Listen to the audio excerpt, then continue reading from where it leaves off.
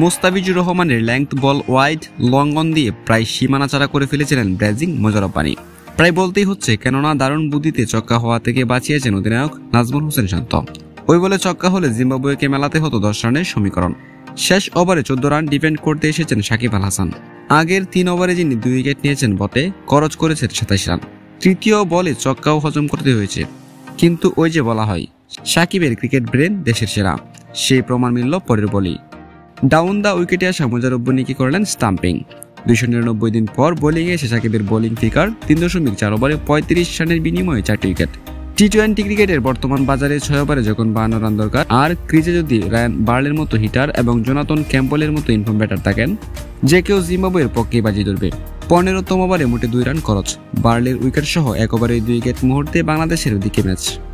কিন্তু হাতে থাকা ম্যাচ কিভাবে হাতছাড়া করতে হয় কিংবা অন্যের হাতে দিয়ে দিতে হয় তা বাংলাদেশ ভালো করেই জানে। 20 বলে জিম্বাবুয়ের দরকার 37 রান। মুহূর্তেই সেই সমীকরণ নেমে এলো 18 বলে 27 রানে। সাকিব আল হাসান তার ব্যক্তিগত তৃতীয় ওভারে শেষ করেছেন 10 রান দিয়ে। কিন্তু সেই ওভারটাই বেশ দারুণভাবে শুরু করেছিল বিশ্বসেরা অলরাউন্ডার। আক্রমণে ফিরেই সাকিব আউট করেছিলেন ইনফর্ম জোনাথন ক্যাম্পবেলকে। হারতে বসা ম্যাচ মুস্তা আরও একবার এনে দিয়েছিলেন 19তম ওভারে। শেষ পর্যন্ত 5 রানের কষ্টার্জিত জয় নিয়ে মাঠ ছাড়ে বাংলাদেশ। এরই মধ্যে 5 ম্যাচের টি-20 সিরিজের 4-0 এগিয়ে গেল টাইগাররা।